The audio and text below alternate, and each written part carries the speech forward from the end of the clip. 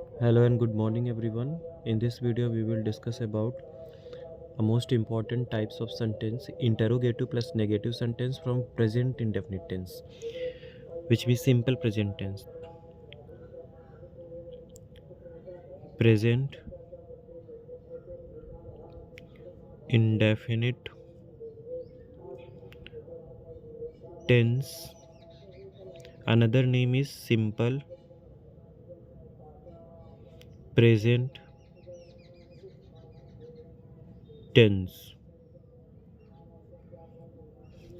तो simple present tense यानी कि प्रेजेंट इंडेफिनिट टेंस में हमने लास्ट वीडियो में इसका 4 टाइप्स के जो सेंटेंस होते हैं हम यहाँ पे एक्शन के बारे में बात कर रहे थे। हम यहाँ पे स्टेट या पोजीशन के बारे में नहीं बात कर रहे हैं, अभी हम यहाँ पे एक्शन के बारे में बात कर रहे हैं। तो एक्शन के बारे में जब हम बात कर रहे थे तो हमने ये पॉजिटिव का ख़त्म किया था, फिनिश किया था। We have already finished positive. Negative का हमने फिनिश किया था एंड इंटरोगेटिव का हमने फिनिश किया था। इंटरोगेटिव का हमने फिनिश किया था। Now the turn is for interrogative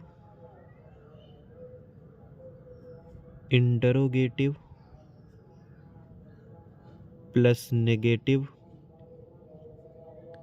sentence.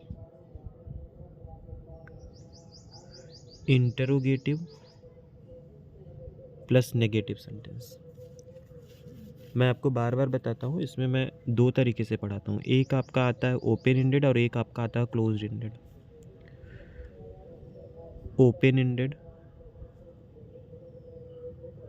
Open ended में आपको ना आंसर मिलेंगे कई सारे, इनफाइनाइट आंसर आप दे सकते हो ओपन इंडेड के क्वेश्चन से। Infinite answer. एक तो ये पहचान इसकी हो गई। दूसरी पहचान क्या हो गई इसकी कि आप जब भी ओपन इंडेड का सेंटेंसेस को ट्रांसलेट करने जाओगे या लिखने जाओगे तो आपको सबसे पहले क्वेश्चन वर्ड मिलेगा। क्लोज्ड इंडेड में क्या होता है? क्लोज्ड इंडेड में क्या होता है? इसमें बेटा एक चीज़ ये होती है कि आप इनफाइनाइट आंसर नहीं देते, आप आंसर देते हो मे बी में, हाँ शायद, ऐसे करके आप देते हो यस में आंसर, आप देते हो नो में आंसर। इस तरीके से आप आंसर करते हो नो में, इस तरीके से आप आंसर करते हो इसमें। और इसमें ये इस टेंस का सेंटेंस का जो ट्रांसलेशन आप करते हो वो हेल्पिंग वर्ब से स्टार्ट करते हो। हेल्पिंग वर्ब से स्टार्ट करते हो। और हेल्पिंग वर्ब क्या होती है इसमें बेटा? डू होती है जो कि प्लूरल के लिए यूज़ होता है, एंड डज होता है जो कि सिंगुलर के लिए यूज़ होता है। ये आप इस तरीके से आप डिफरेंशिएट करके देख सकते हैं। सबसे पहले एक ऑर्डिनरी इसका स्ट्रक्चर मैं लिख के आपको बता दूं। ऑर्डिनरी स्ट्रक्चर लिख के आपको बता दूं मैं। एक एग्जांपल देखिए।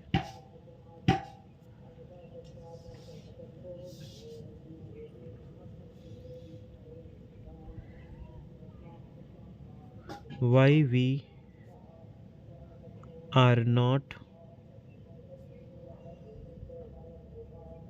work सॉरी, ये सेंटेंस थोड़ा दूसरे टेंस का मैंने राइट कर दिया है, 1 मिनट। Why do we not work hard?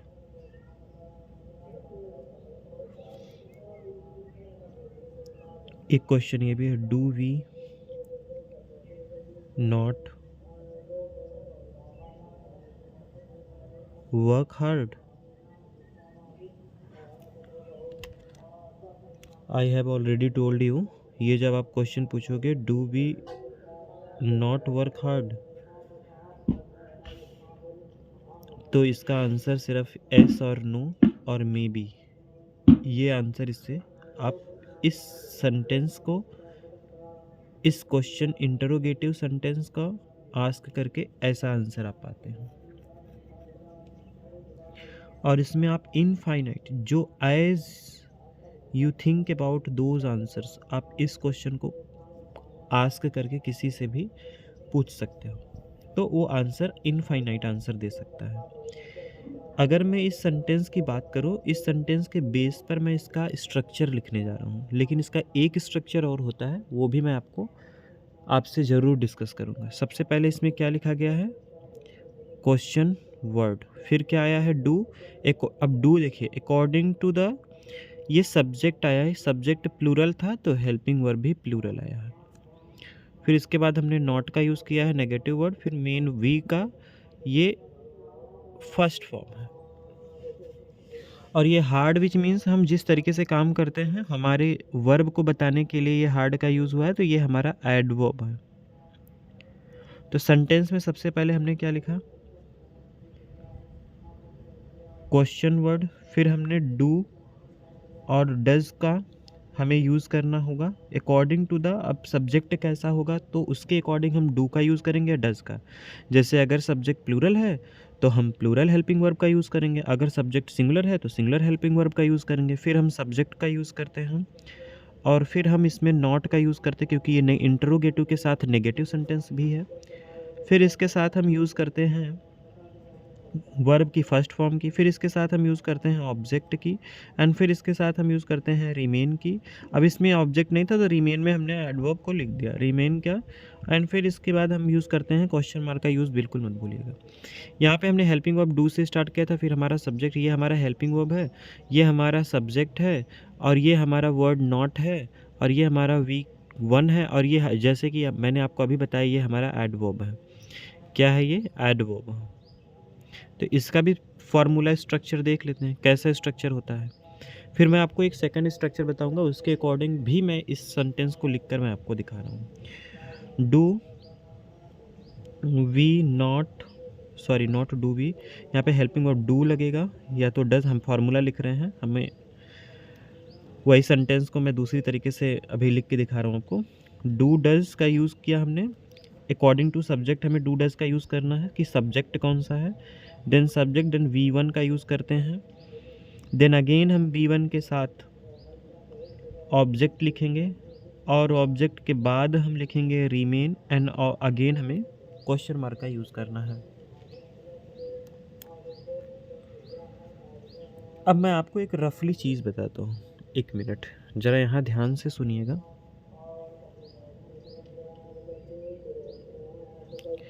एक मिनट ज़रा यहाँ सुनिएगा।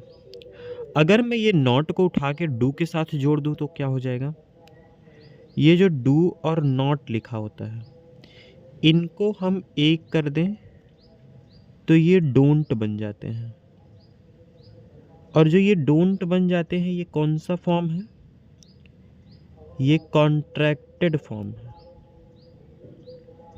यानी इनका कॉन्ट्रैक्ट हो गया, ये दोनों मिलकर एक हो गए। वैसे ही अगर हम डज की बात करें तो डज नॉट को अगर हम एक करें तो ये मिलकर डजंट बन जाएंगे, यानी ये जो डजंट है ये कॉन्ट्रैक्टेड फॉर्म बन जाएगा, ये कॉन्ट्रैक्टेड फॉर्म बन जाएगा। तो ये कॉन्ट्रैक्टेड फॉर्म अगर हम हेल्पिंग वर्ब के साथ ही अटैच करा दें तो सब्जेक्ट के बाद हमें नॉट लिखने की ज़रूरत नहीं पड़ेगी। एक मिनट, मैंने इसमें नॉट नहीं लिखा है, यहाँ पे बेटा नॉट आएगा, फिर आप प्लस लगा के हेल्पिंग वर्ब लिखोगे। इसका सेकंड वाला पहले मैं रूल लिखता हूँ आपको। क्वेश्चन वर्ड तो इसमें ओपन एंडेड है तो लिखना ही पड़ेगा, फिर आप डोंट और डजंट लिख सकते हो, फिर आपको सब्जेक्ट लिखना है। अब सब्जेक्ट के बाद आपको नॉट, जब आपने नॉट को हटाकर इसमें और इसमें लगा दिया तो यहाँ पे सब्जेक्ट के बाद नॉट लिखने की ज़रूरत नहीं है, फिर आपको डायरेक्ट हेल्पिंग वर्ब का फर्स्ट, मेन वर्ब का first form, not helping verb, main verb का फर्स्ट फॉर्म लिखना है। फिर आपको लिखना है ऑब्जेक्ट, फिर आपको लिखना है रिमेन, फिर आपको लिखना है क्वेश्चन मार्क, तो भूलिएगा ही मत। अब सेम चीज़ हम यहाँ पर अप्लाई करेंगे। क्वेश्चन वर्ड इसमें नहीं होता है तो डोंट लगाएंगे। हेल्पिंग वर्ब के साथ नॉट का कॉन्ट्रैक्टेड फॉर्म हमने किया है। डजंट लगाएंगे। हेल्पिंग वर्ब डज के साथ हमने नॉट का कॉन्ट्रैक्टेड फॉर्म करके डजंट बनाया। फिर सब्जेक्ट लगाएंगे, फिर यहाँ पे V1 लगाएंगे। क्यों? अब नॉट यहाँ पे मैं तो भूल गया था तो मैंने यहाँ पे बाद में लगा दिया, लेकिन ये जो नॉट है ये जब डोंट डू के साथ मिलके डोंट बन गया कॉन्ट्रैक्टेड फॉर्म, और डज के साथ कॉन्ट्रैक्टेड फॉर्म मिलकर बना दिया डजन, तो यहाँ फिर हमें दोबारा नॉट लिखने की कोई ज़रूरत नहीं है। फिर यहाँ पर हम ऑब्जेक्ट लगा देंगे, फिर यहाँ पर हम रिमेन लगा देंगे, एंड फिर हम आपका क्वेश्चन मार्क पुट करेंगे। तो इसी सेंटेंस को अगेन हम आपको इस फार्मूला के अकॉर्डिंग करके दिखाते हैं। जो अभी फार्मूला हमने लिखा कॉन्ट्रैक्टेड फॉर्म वाला, इसके अकॉर्डिंग हम करके दिखाते हैं आपको। 1 मिनट देखिएगा। एग्जाम्पल ये है, why don't we work hard.